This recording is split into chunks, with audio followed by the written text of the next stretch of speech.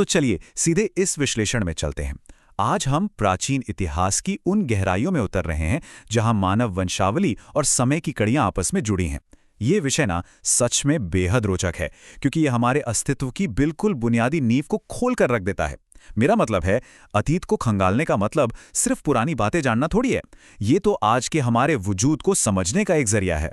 अब सबसे पहले ये बड़ा सवाल उठता है, आखिर होता क्या है जब हमारी अपनी वंशावली को खोजना ही अपने आप में एक प्रामाणिक ऐतिहासिक दस्तावेज बन जाए?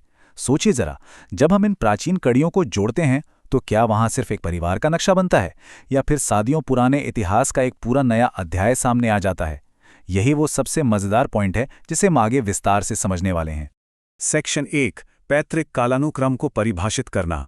चलिए फटाफट इस मूल स्रोत के मुख्य शब्दों को तोड़कर समझते हैं।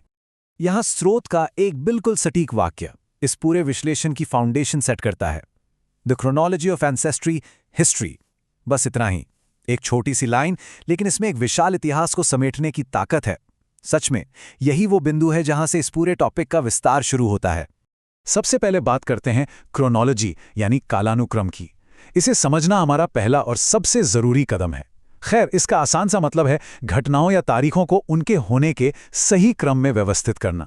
इसके बिना ना प्राचीन युगों का समय बस एक उलझी हुई पहेली बनकर रह जाएगा। अगर घटनाएं क्रम में नहीं हैं, तो इतिहास बस टुकड़ों का एक ढेर है जिसका कोई मतलब नहीं निकलता। और दूसरी तरफ है एंसेस्ट्री यानी वंशावली। ये हमें बताता है कि कैसे हम इंसानों की कहानी को उस कठोर समय रेखा पर फिट किया जाता है। किसी की पारिवारिक उत्पत्ति, उनका शजरा, जब इस मानवीय कड़ी को समय के पहिए के साथ जोड़ा जाता है ना, तब जाकर एक जीवंत कथा बनती है। ये बिल्कुल वैसा ही है जैसे किसी निश्चित ढांचे में प्राण फूंक देना।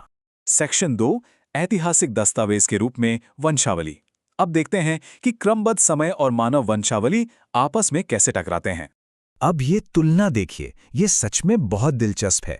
एक तरफ है व्यक्तिगत वंशावली का सूक्ष्म स्तर यानी एक अकेली पारिवारिक कड़ी, और दूसरी तरफ है प्राचीन इतिहास का विशाल स्तर जो सामूहिक मानव अतीत और दुनिया की बड़ी घटनाओं को दिखाता है।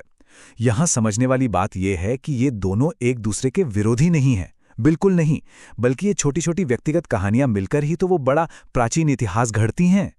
इस विचार को अगर हम एक क्रम में देखें तो देखिए कैसे फ्लो होता है।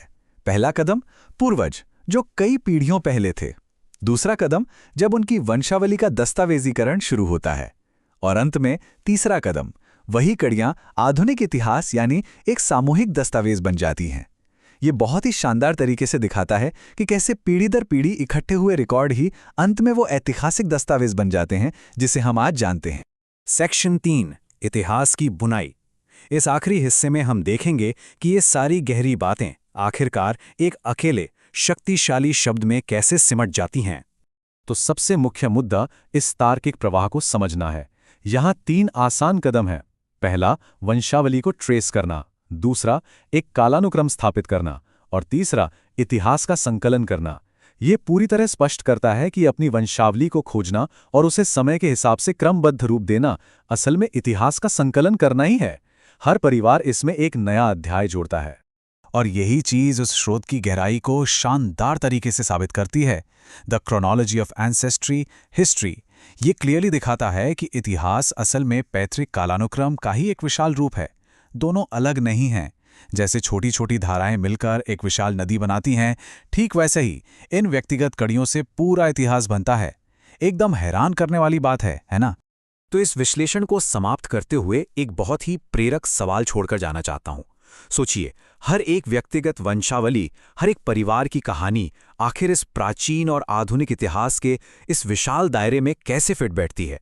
सच तो यह है कि हमारी अपनी कहानियां इस पूरी ऐतिहासिक कथा का एक अटूट हिस्सा हैं। अतीत, चाहे वो हमारा व्यक्तिगत हो या इस दुनिया का, वो आपस में हमेशा के लिए गहराई से गुंधा हुआ है।